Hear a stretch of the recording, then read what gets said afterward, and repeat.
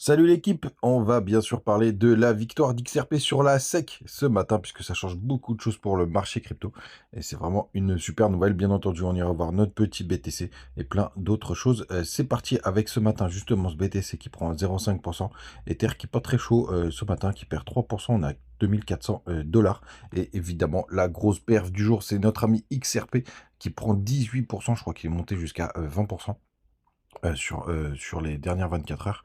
Pour le coup, on a Ton aussi qui prend un joli 10 hein, c'est pas mal Ton qui est vraiment, une crypto qui a pas mal, affolé, tous les compteurs et qui, est montée, tranquillement pendant toute cette première phase de bull run. Pour le coup, on a DOT aussi qui prend un petit, 4% sur le bas du tableau. On a ICP et PP qui perdent environ, 3%. Belle perf d'XLM, mais toujours corrélé, à notre ami XRP qui prend que 9%. Je pensais qu'il prendrait un peu plus vu sa corrélation. TAO, il est plutôt stable et c'est notre ami Sui qui ferme la 50e position avec 4,9%, avec notamment la news du côté du fonds de Grayscale. On en parlera aussi, les gars, du côté du 4 heures du BTC. Je suis du côté de BitGet. Pour le moment, franchement, ce petit price action là, j'aime pas trop ça. Pour l'instant, peut-être qu'on ira chercher les petits stops au-dessus des 57 500, mais je serais quand même pas surpris qu'on revienne tester au moins les 52 300 dollars. Allez, c'est 400, 500 dollars pour le coup, et pourquoi pas même aller retester la zone des 0,382 pour le coup qui se situe, hop, c'est à 51 400 dollars. Mais pour l'instant, les gars, on a un gros rejet du côté de la bougie weekly. Attention, bougie weekly. Elle n'est pas clôturée. Pour le coup, il faut commenter des bougies clôturées et pas des bougies qui ne le sont pas. Et pour l'instant, ce n'est pas le cas. Donc, grande méfiance. La semaine n'est pas encore finie. Du côté de la Bitcoin dominance, pour le coup, ben, pour l'instant, on a quand même une grosse perf du côté de BTC. On le voit bien juste là. On est en train de nouveau de tester cette grosse zone de résistance. On espère qu'on va se faire vite rejeter de cette partie-là pour enfin avoir le décollage, en tout cas le point bas des alts. Je reste encore convaincu que ça devrait être le cas. Là, on se fait quand même pas mal rejeter par cette résistance.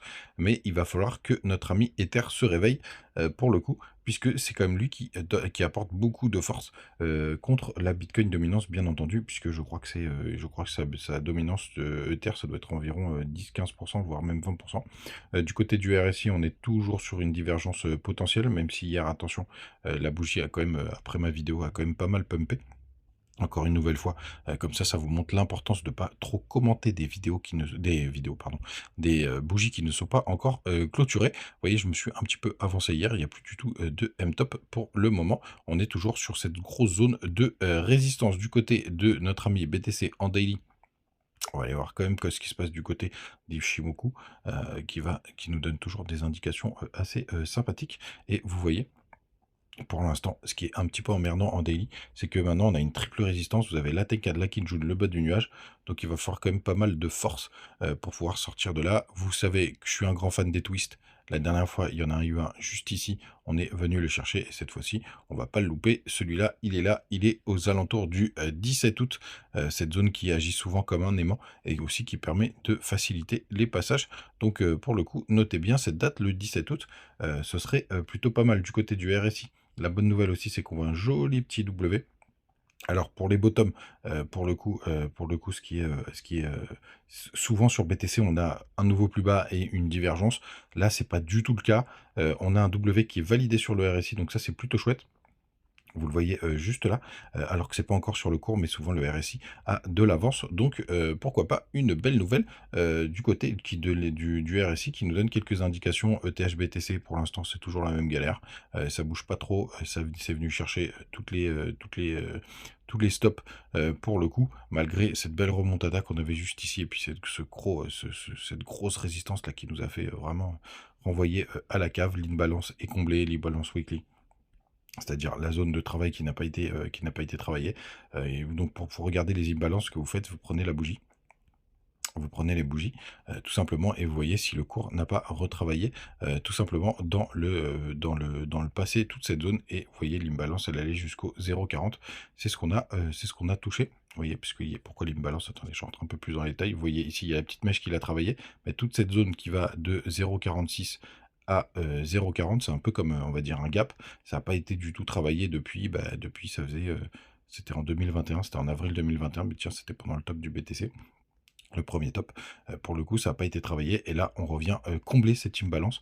Donc, c'est comme un gap, tout simplement et ça fait office de d'aimant, mais pour autant, les gars, bah, ça ne nous donne pas une temporalité. Donc attention, notre gap, le gap de folie là, il est toujours ouvert. Pareil, on a un joli W du côté, donc là je suis du côté du contrat, des contrats CME, Chicago Mercantile Exchange, pour le coup. Donc on a un joli petit W aussi qui s'est formé. On n'a pas été en zone de survente du côté du RSI des contrats CME et c'est rarement arrivé par le passé. Ah bah tiens, c'était quasiment au bottom, enfin au bottom des 19 000 $. Enfin 3 000 $. Donc c'est plutôt intéressant, mais on voit que quand on arrive dans cette zone basse, pour le coup, en général, tiens d'ailleurs, ça me fait penser qu'ici on avait eu un joli V-bottom. Pour le coup, sur ces zones basses, c'est plutôt des bonnes zones de rebond du BTC. L'avenir, bien entendu, nous le dira. Et puis on voit quand même cette mèche, hein, c'est quand même une mèche dégueulasse de liquidation. On va voir si on aura besoin d'être retesté. Mais c'est plutôt pas mal. Du côté du SP500, ça a quand même pas mal rejeté hier, donc grande méfiance. Aussi pareil, on voit que le RSI a à peu près la même gueule que du côté de Bitcoin. Donc on va voir si on arrive à avoir un petit W aussi du côté de notre RSI. Les indicateurs de CoinGlass, qu'est-ce qu'ils nous racontent? Bah, tout simplement, c'est qu'on a les fundings qui restent encore très bas. On est même en négatif du côté d'Ether, donc ça c'est plutôt une bonne nouvelle.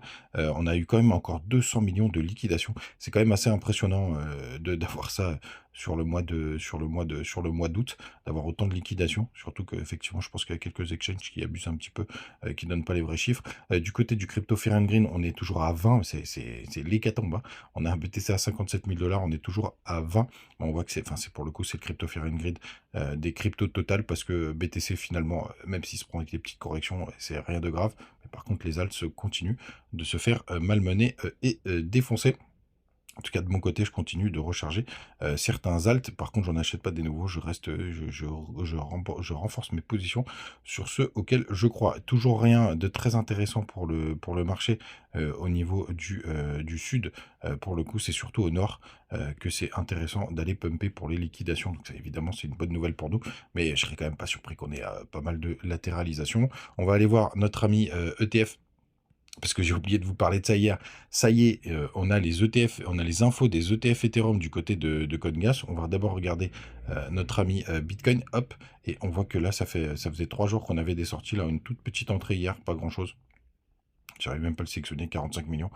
C'est pas folichon, mais très intéressant. Et surtout, les infos des ETF Ethereum. Alors, pour le coup, c'est un petit peu différent leur système pour les net flows. Pour le coup, ils comptent en milliers d'Ethereum pour le coup. Donc attention à pas vous embrouiller l'esprit, mais en gros, hier, il y a 40 000 Ethers qui sont rentrés avant-hier, pardon. C'était quoi? C'était le 6 août. Je crois qu'on est le 7 ou le 8, je sais plus. Pour le coup, on a 40 000 Ethers qui sont rentrés en net flow. Hier, par contre, on a 9 000 Ethers qui sont sortis.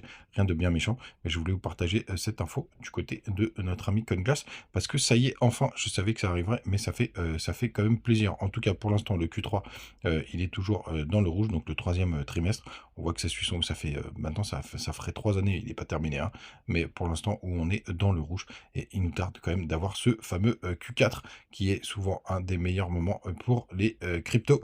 Et n'oubliez pas, les gars, je reste convaincu qu'il faudra sortir des marchés entre novembre 2024 et mars 2025, donc toutes les grosses perfs. Moi, je sortirai. Attendez, je vous remets vite fait, TikTok pour ceux qui Salut l'équipe. vous avez les 3 vidéos qui vous parlent de tout ça en page d'accueil. Elles sont épinglées. C'est très facile de les trouver grâce à TikTok. Donc la news du jour importante, d'ailleurs on l'avait partagé sur le Telegram, pour le coup du côté de XRP. Donc hier, la saga juridique s'est terminée avec le juge qui a rendu le verdict en disant que XRP n'était pas une securities et qu'au final elle a dû payer 125 millions de dollars à Ripple. Donc imposant une amende de 125 millions de dollars à Ripple. Alors attendez, il y a une petite erreur ici, parce que pour moi c'est l'inverse. C'est 126 millions le juge Ripple a une amende de 125 millions de dollars, donc c'est Ripple qui a bien une amende qu'ils doivent payer à la SEC de 125 millions. Vous avez du côté d'Investing un article qui parle de ça. Donc 125 millions pour XRP, je vous le dirais que c'est peanuts. Ils en ont rien à branler. Pour le coup, pardon pour ma petite vulgarité du matin. Mais ils s'en foutent complètement. C'est tout petit et c'est pour ça que, pour le coup, c'est plutôt une bonne nouvelle. Alors attention, parce que j'ai vu quelques posts comme quoi il pourrait faire appel. Donc, grande méfiance. Les gars, n'hésitez pas à nous rejoindre d'ailleurs du côté du Telegram, des petites news tous les jours. Vous avez les liens aussi du côté de Bitget, Mingix, Bitmart et Mexé, pour le coup. Très intéressant avec des petits bonus et ça fait vivre la chaîne, vous le savez. Bah, je crois que j'ai fait le tour, hein, les gars, vous savez tout. Attention, du coup, là, je pense qu'on va latéraliser pendant un petit moment. Pour le coup, donc plutôt calme finalement ce mois d'août, même si on est encore un petit peu mitigé. Et donc oui, pourquoi c'est une grande nouvelle, tout simplement, c'est parce que pour le coup, c'était l'action vitrine, en fait, si vous voulez, cette histoire de la SEC vs et XRP. Et du coup, à partir du moment où ils ont gagné, c'est une grande victoire pour tout le marché crypto, parce que déjà, ça calme la SEC, qui va pas s'attaquer à tout et n'importe quoi, et que vous allez avoir un truc qui s'appelle la jurisprudence, tout simplement. Et donc toutes les autres cryptos, bah, peuvent être désormais, risquent moins d'être identifiées comme des securities. Donc ça, c'est plutôt une bonne nouvelle parce qu'en plus XRP, c'était quand même un petit bazar, hein, on va pas se le cacher. Donc c'est vraiment une très, très bonne nouvelle, en tout cas pour le long terme, pour, les, cryptos en général. On va voir si XRP profite de, tout ça. Bref les gars, vous savez tout. On se retrouve, demain matin, comme d'habitude. Passez une très bonne journée. Ciao.